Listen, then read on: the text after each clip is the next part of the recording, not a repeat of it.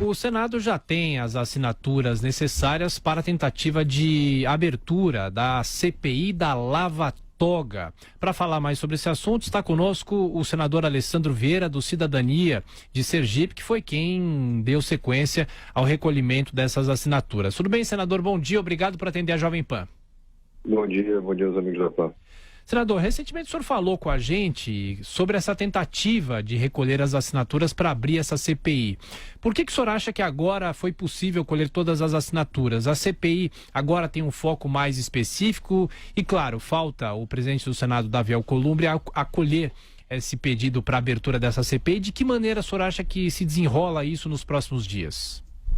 Bom, nós temos um primeiro requerimento que também teve as assinaturas e que está numa gaveta do senador Davi Alcolumbre, pendente de um recurso para plenário. Era um pedido mais amplo, abrangia 12 ou 13 fatos determinados.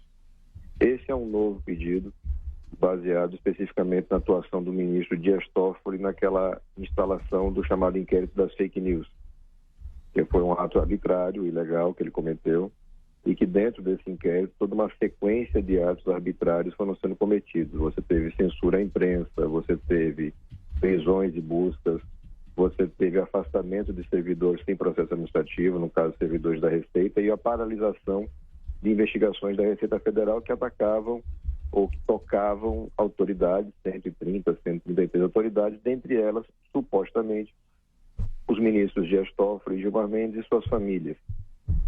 Não existe nenhuma previsão legal para isso que está sendo feito. É um instrumento de pressão e de arbítrio que foi criado pelo presidente do STF, que é justamente quem deveria ter a maior responsabilidade de salvaguardar a nossa Constituição, e o único caminho previsto na nossa Constituição Federal, e é ela que tem que guiar os passos na democracia, é justamente a apuração através de uma comissão parlamentar de inquérito perante o Senado da República. Augusto Nunes, a sua pergunta para o senador Alessandro Vieira. Senador, o que alega o presidente do Senado para recusar o irrecusável? Ele não pode engavetar. Ele alega o quê? Na verdade, Augusto, ele não alega.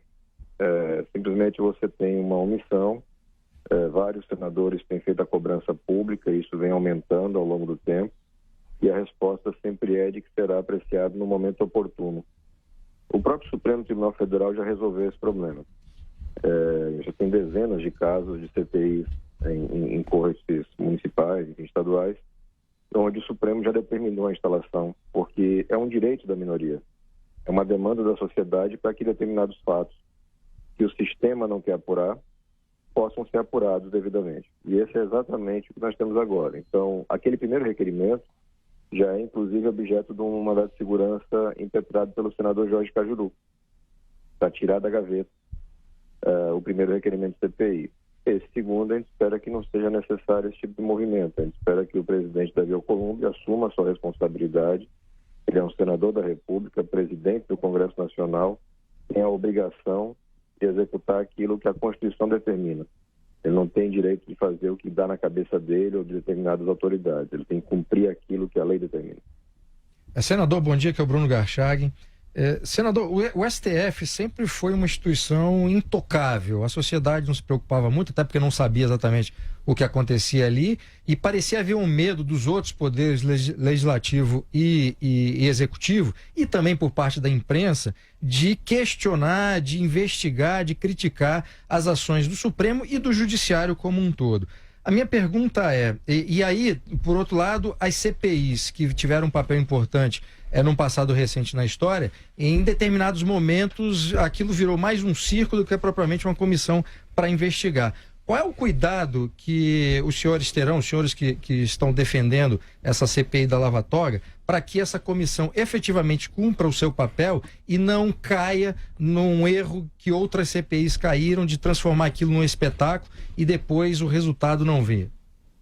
A primeira questão é colocar que na democracia você não pode ter intocável. E efetivamente, num histórico muito recente, era difícil você conseguir reunir assinaturas para, por exemplo, uma CPI, por conta do grau de comprometimento que os representantes eleitos no Senado tinham. O eleitor foi para as urnas, fez uma imensa renovação do Senado e abriu essa possibilidade de, no primeiro momento, a gente teve uma eleição para a mesa disputadíssima, onde o grupo que comandava o Senado há mais de 30 anos, que era personificado pelo Renan Calheiros, foi derrotado. e a atuação dos novos senadores foi muito importante para que isso acontecesse. E agora você cria um clima, um espaço para poder fazer esse trabalho.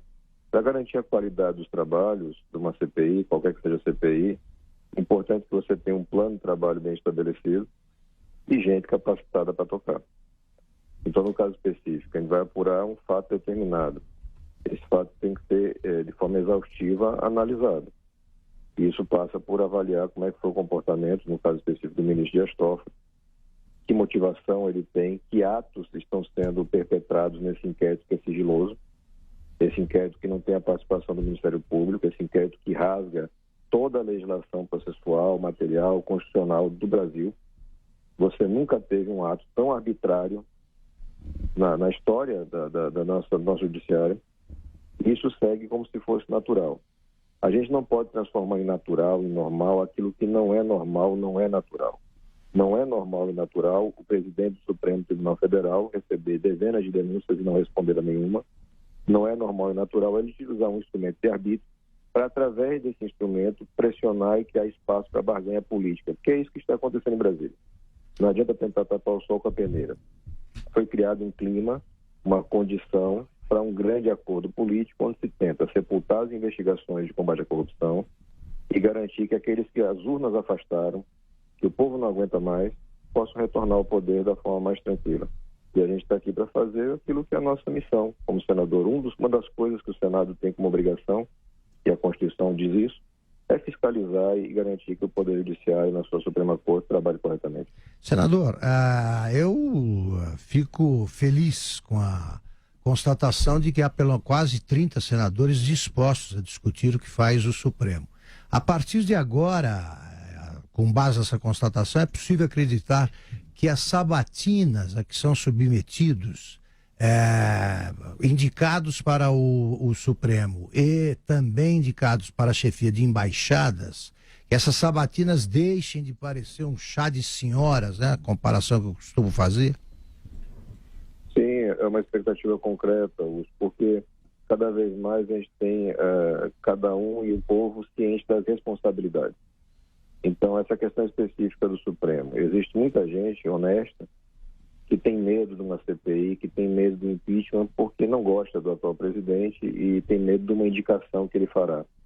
Ele vai fazer, de qualquer forma, 2 indicações ao longo do seu mandato.